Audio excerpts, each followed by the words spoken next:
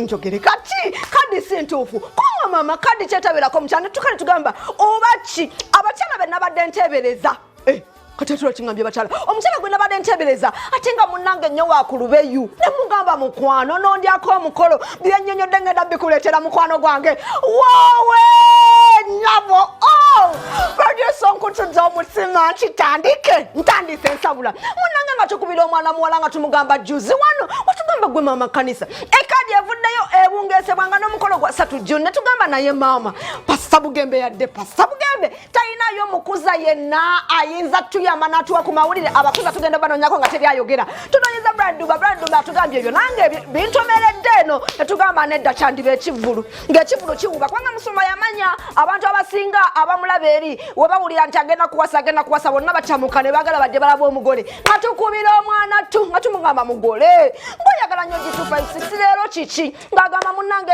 anti-dola ensonga lwaki zaakuyise sinze mugole nebya mama kanisa nabivuddemu era kati wenjogera nafunye musajja wange omupya ne mugamba sweetheart okitegeeza bituufu bifu kubanga ye munnange bulijjo Musumba mukubira ogenda ogattagatta ebintu nga blessing atugambye omukyala kituufu gyali omukyala erinnya leesembyayo waayi kanzije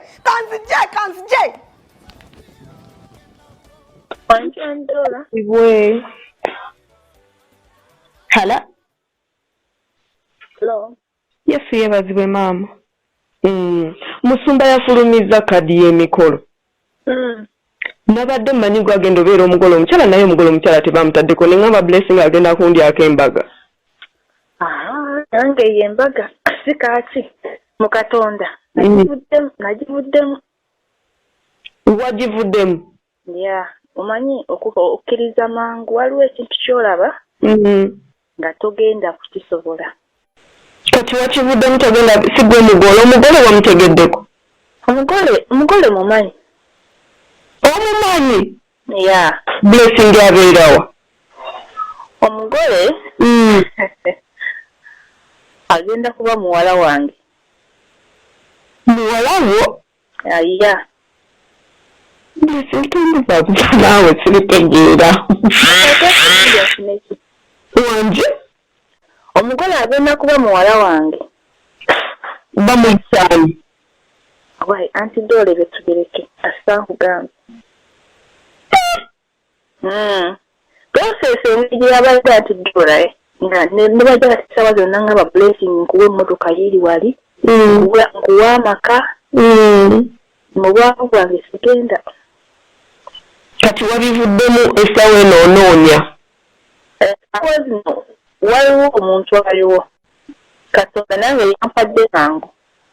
Yakuwadde blessing? Waliwo ki? Aliwo. Tabatata Maria? No, si Tata Maria.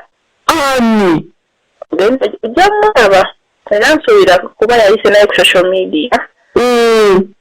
Jakuba omulaba. Bamuyisaani nze ngenda kukuba nduulu ssaawa eno. Jakuba omulaba namba njogera amanya bisinga ezireke. Ekitegeeza kati wabivuddemu ebya Pastor Bugende tumuleke awasa oli. Tumuleke awasa oli nze nakivuddemu manye nzikiriza n'empalika. Naye kati togenda nnyiza Katonda kubanga yali yagamba gwe maama kanisa. Nandibadde maama kanisa mulala ate nga sika process engeri gye bakikozeemu. Wanje? Sika process engeri gye babadde okufunisa omuwala process singa bagifunyonyeka. Anti-dola waliwo ebintu ebimu ne Katonda byalaba n'agamba newandibadde gwe anti-dola nga Mukama yayogedde naawe eggulo ne process engeri gye yabaddemu. Process yabadde yakiyaayeeyaaye. Yakiri ddala. Kati ogenda kukola otya? Ogenda musonyiwa ku mutima ojja mutuukirira omugambe Mukama yampadde owange gwe genda oba? Nze namusonyiye era musabira babeere successful. Nze nanze sirina mbuzi basabira babeere nga bali bulungi. Mbadde nsaba obasabireyo essaala ennungi ey'obufumbo bwabwe bube bulungi. Essaala ennungi ey'obufumbo bwabwe? Saba. Yesu eyeewaayo n'atufiirira owange n'abalala bonna. batugula mu bubi nkusaba Yesu bwaba nga bali mu kibi musumba ne mukazi we ne family bambi yamba obatereeze kubanga Yesu weewaayo n'omutima gwo n'okwagala kwo tebaakukaka wali mwana wa Katonda oli osobola abo abakuba emigo ne bayimirira kuba wazuukiza abafu wawonya abalema watambuza abalema abazibe baalaba bakigala baawulira naye wagumiikiriza buli kimu kati so musumba bw'aba agudde kuba alina ekyaki alina kanisa ezitalina bisenge n'alina ekyaki erina ebisenge kati bw'aba agudde aba asudde abantu bangi kusaba mwene embeera gy'alimu ey'akazigizigi kuba essaawa etuuka kati n'ebimu yeekwekakweka nkusaba mwene embeera ey'akazigizigi gy'alimu muggula amatwi awulire eddoboozi lyo muggule amaaso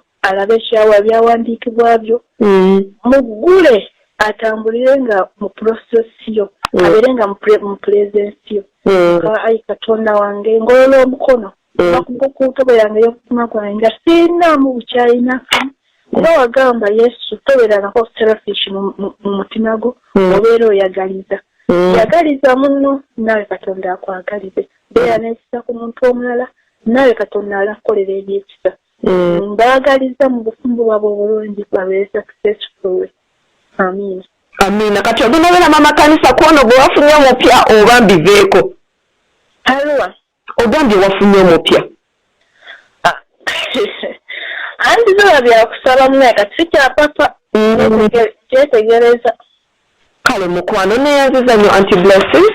Kale mukwano. Nkuumire soon we shall meet. Okay, thank you. I love you. And you too. And you too. Naye kadi enayina ebintu bingi ebitali bituufu omukyala ye tebamuzaala.